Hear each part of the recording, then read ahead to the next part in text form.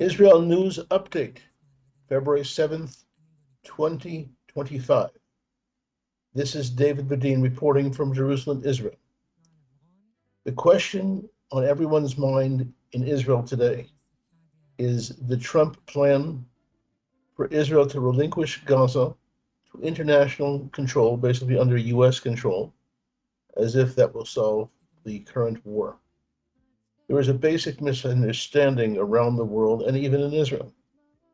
The war that is being fought now is a continuation of the 1948 war, declared in 1948 by the 22 Arab countries. At that time, there weren't 22, but all of the Arab world, to challenge the existence of the state of Israel, which is in the middle of, in a sense, the Arab world.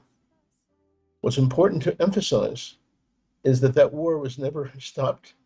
There were some ceasefires and armistice with Syria, Jordan, Egypt, Lebanon, they agreed to, but they didn't agree to stop the war. Saudi Arabia and other Arab nations, and even one Muslim nation, Iran, continues the war with that one purpose, to wipe out the state of Israel. Now, people assume that that purpose of wiping out the state of Israel has been nullified by reality, but that is not the case. I mean, what is the evidence that people bring? Well, the fact that both Iran and Saudi Arabia offer handsome business deals to Israel, even Qatar, the radical Islamic state, Islamic Arab state, offers a very good economic relations with Israel. But that's not what the war is all about. Not about economic relations. Now, the concept that is stimulating President Trump has to do with economic stimulation. As a real estate person, and Steve Woodcock, his envoy, the U.S. envoy to the Middle East, they look at things through economic sunglasses, in a sense. What we have here is a situation where the war is not fought about those issues at all. The issue is fought, and not even fought for the purpose of liberating Gaza, or putting Arab control of Gaza, or Jewish control of Gaza, or international control of Gaza. The war is being fought as a result of not only the declaration from 48, but the constant indoctrination of an education system around the Arab world, but especially in the new Palestinian Authority, which was only started in 1994, and Hamas, which was only started in 1988. These two entities have nothing to do with the concept of Palestinian independence. They have something to do with the continuation of the war, total war against Israel, against the Zionist entity. Now, that's not something that it would seem that the president understands, the U.S. president understands. Now, it's also a myth to understand that, to think that Israel is only at war with Hamas, and only at war concerning the Palestinian state, or concerning Gaza. The issue here is the purpose of both the PLO, the Palestinian Liberation Organization, and the Hamas, two Arab organizations dedicated, as I mentioned before, to the destruction of Israel. What's not understood is that Hamas operates as a proxy of the Palestine Liberation Organization. The Palestine Liberation Organization, the PLO, which is today called the Palestinian Authority, delegated to Hamas the responsibility to carry on the war. It's a coalition rather than an opposition to continuing the war, and that's not something that is understood around the world, not even in Israel. If you ask most people in Israel what's the difference between Hamas and the PLO, they will not know. They will not know the difference. They will not know that there is I'm going to show at the end of this telecast the PLO and Palestinian Authority, and how they interact in a chart that PASIA, Palestine Academic Society for International Affairs, has issued to show the interplay between the two of them. Now, what's important to understand is that for the last 14 months, a full war has been waged in all parts of the land of Israel, all parts of the land of Israel, not only in Gaza. But why is that?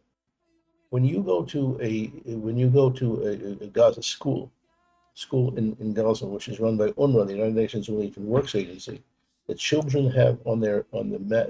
Look at the maps on the wall of the places that they lost in 1948, and which is where they live today, where the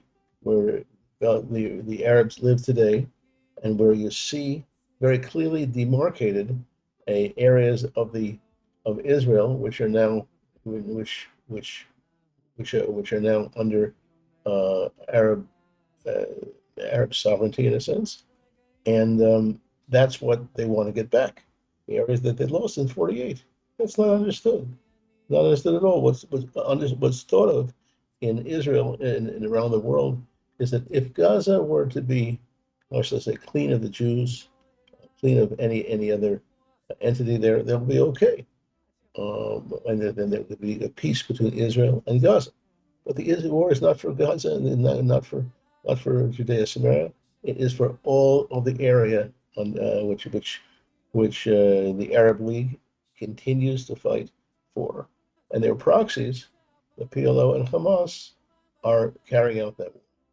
That's not understood. Not understood at all. The idea since 1964, not since 67, 64, that there is a entity known as the Palestine Liberation Organization, whose purpose is to take back all of Palestine that was lost in '48. That's not understood, and our job in the world of journalism is to try to make these things understood and to clarify that the purpose is way beyond Gaza. Now, when you look at the map and you're not familiar with the Middle East, and I don't think that Steve Wilkoff, who's the the U.S. observer, U.S. envoy, has the background to be able to explain it. He thinks and he postulates that if the area of Gaza was removed, or in this case, what's being suggested is that it be put under the American government's control, that everything will be okay. Well, that's not the case. Um, the through the entire Arab world, with the exception of Jordan and Egypt, who technically recognize Israel because of the peace treaty that they signed in 1979 and 1994, respectively, that everything will be okay. Well, everything is not okay, and this has to be emphasized as we look at the situation here. Um, what I'm going to show you now is a short movie called The Legacy of UNRWA.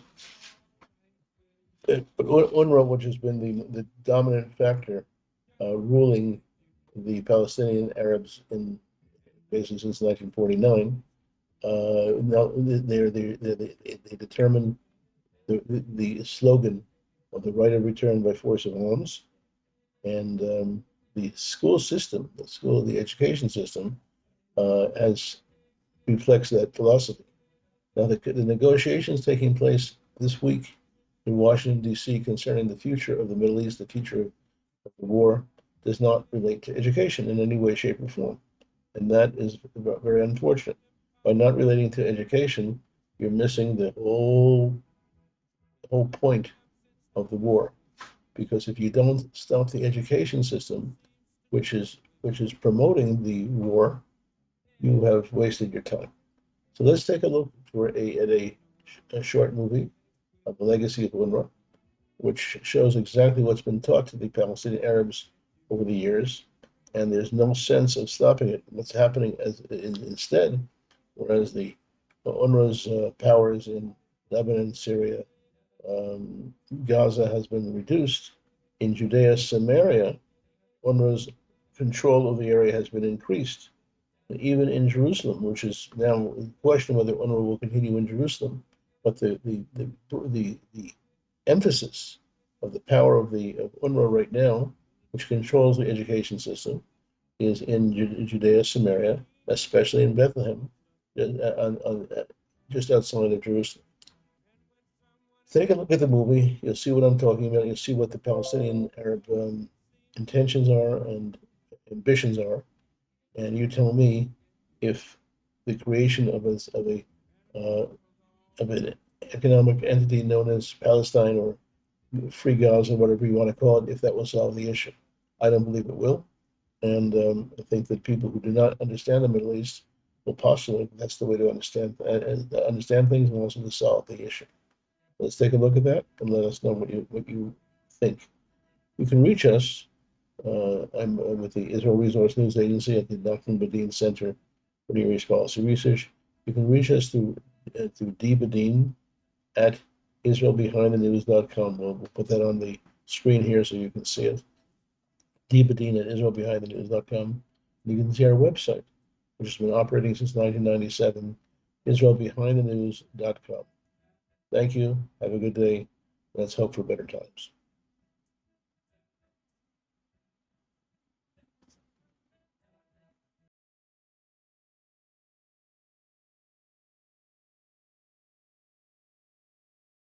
What if a secretive United Nations organization existed that employed murderers and terrorists, that hired trained killers as school principals, that brainwashed children in Islamic fundamentalism, that handed out machine guns to kids as young as 8 years old, that created a propaganda machine using social media to encourage students to kill people just because they were part of a different religion? Such an organization exists. It is called the United Nations Relief and Works Agency, also known as UNRWA. Over the years, it has raised billions of dollars from Western countries, with the United States serving as the lead donor and patron. Just last year, its budget was $1.2 billion, with $400 million coming from the U.S. UNRWA was created after the 1948 Arab-Israeli War as a temporary agency to assist Arab refugees. Now, nearly 70 years later, UNRWA functions as a propaganda and military tool of the Palestinian Authority and Hamas. For years, UNRWA has been shrouded in secrecy with little accountability to donor nations, all while serving as a base for Arab terror operations. Terrorists have used UN facilities as rocket launching pads. Inside its classrooms, teachers indoctrinate 500,000 kids each day about becoming Islamic martyrs for the sake of Allah. UNRWA also endorses the so-called right of return to villages that are now part of Israel. In its school curriculum, it rejects the notion of coexistence and calls for an armed struggle against Israelis. UNRWA's leaders also serve as an extension of the Palestinian regime. 2 high-ranking UNRWA officials are now members of the Hamas cabinet. They are Suhail al-Hindi, an UNRWA school principal and the leader of its school union, and Mohammed al-Jamasi, UNRWA's director of engineering. Who has been working in UNRWA schools? People like Saeed Sayyam, the former Hamas Minister of Interior and Civil Affairs. He taught for 23 years. نقدم فيه حماس الشهداء حتى هذه الساعة في القطاع دفاعا عن أرضنا وشعبنا. Then there is the case of Awad al-Kik, the ex-headmaster of an UNRWA school in Gaza. He led the Islamic Jihad engineering unit that builds bombs and Qassam rockets. After his death, an UNRWA student praised his memory at an UNRWA school.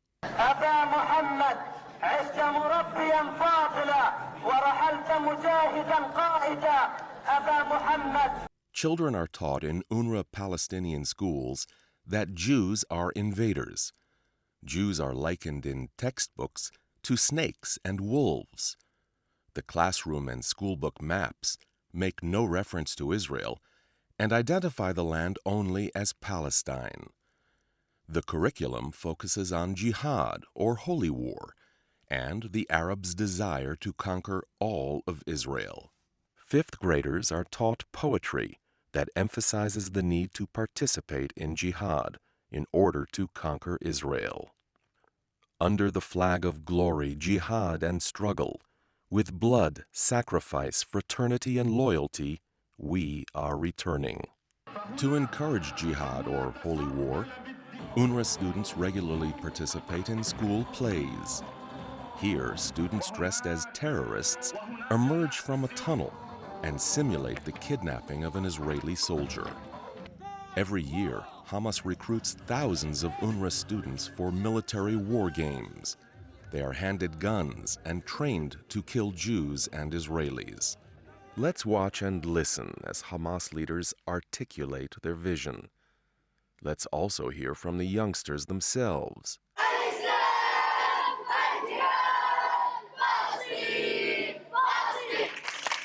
فإن الجنود الأشداء قادمون بإذن الله عز وجل، سوف يرونه في حيفا وتل أبيب وكل مكان من أرضنا الفلسطينية. إحنا بنعد ونتدرب في هذه المخيمات كي نصبح مجاهدون ونقاوم الاحتلال الإسرائيلي الظالم الذي احتل هذه الأرض والذي دنس هذه المقدسات، وبإذن الحي القيوم سنحررها بإذن الله عز وجل، وسنصبح بإذن الله من القادات المحررين للمسجد الأقصى.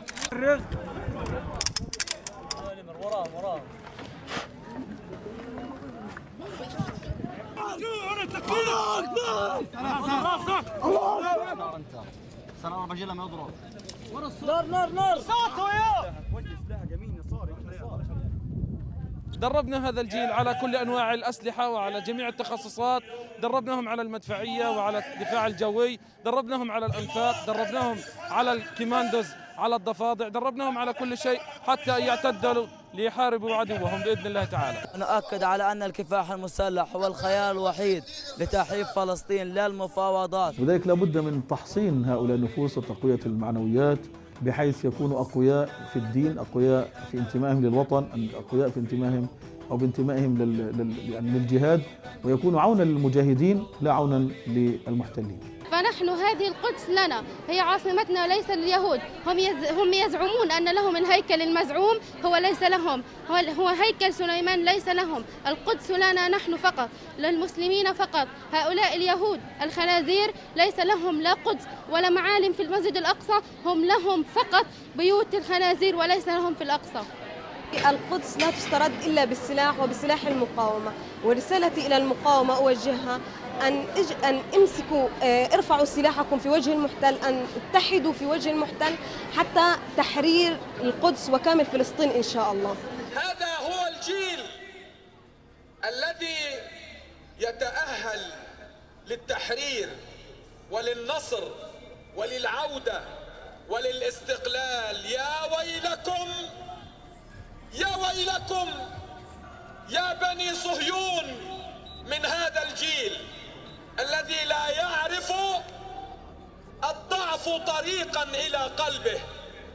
جيل الحجارة وجيل الصاروخ وجيل الأنفاق وجيل العمليات الاستشهادية.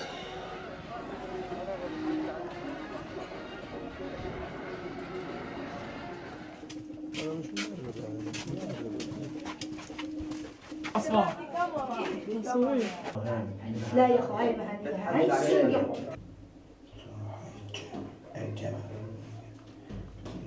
هذه ممتاز روح ليش طلعت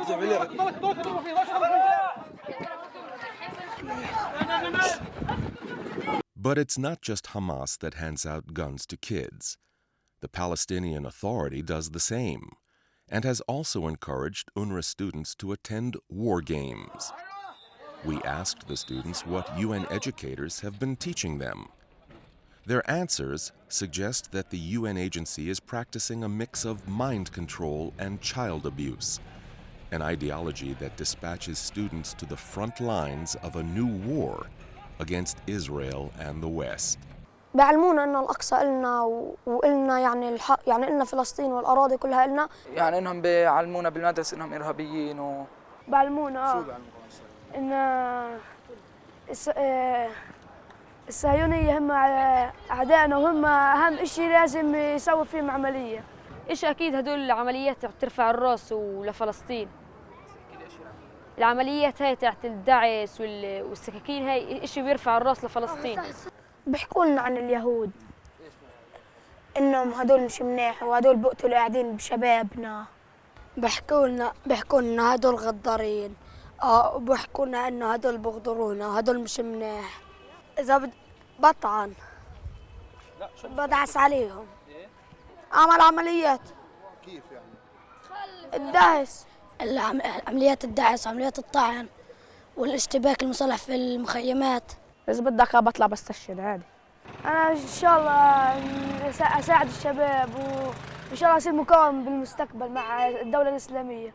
إحنا ضد السلام. ليش؟ إحنا ضد السلام مع إسرائيل. ليش؟ لأن إسرائيل خونة وكلاب. UNRWA terror teaching begins in kindergarten. Here at an UNRWA summer camp, a teacher spells out a mantra that Palestinian children learn at an early age. فلسطين عربية من المي للمية. أعلى. فلسطين عربية من المي للمية. فلسطين عربية من المي للمية. بدنا حيفا بدنا عكا. بدنا حيفا بدنا عكا. رايحين على الأقصى رايحين على الأقصى. فلسطين إلنا من المي للمية. Also in grade school, students pledge allegiance to a liberated Palestine and to dead terrorists they consider holy martyrs.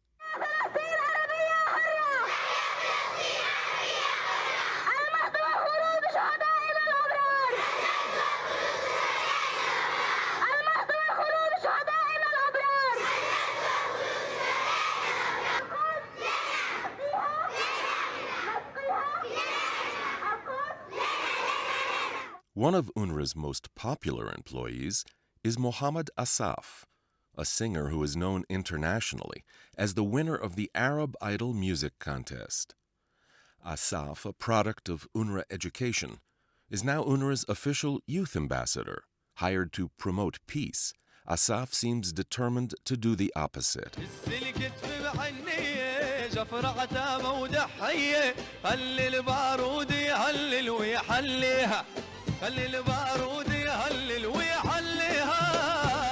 One song, heralded during the 2014 Gaza battle, encourages martyrdom, jihad, and a Palestinian state that includes all of Israel. It has been seen by millions on YouTube.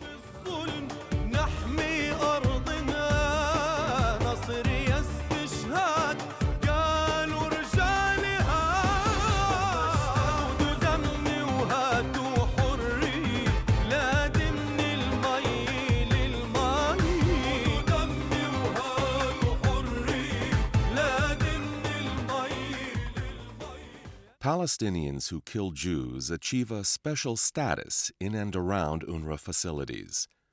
Their pictures are distributed widely and are posted on street corners, in neighborhoods, and outside of schools. In addition, symbolism looms large in Palestinian society, with the key painted on nearly every street corner. It represents the Palestinians' demand of the right of return to villages that existed before 1948. Here, students discuss the right of return.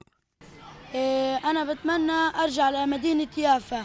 لو حتى اليهود لو أخذوا إن شاء الله ضايل شبر منها راح ترجع فلسطين إلنا. بحلم في العودة عنها. بحلم إن أكون غاب. أحررها. القدس لنا كلها، لا نقبل بتقسيمها لنا ولا اليهود. لا أقبل فلسطين كلها إلنا من البحر للنهر.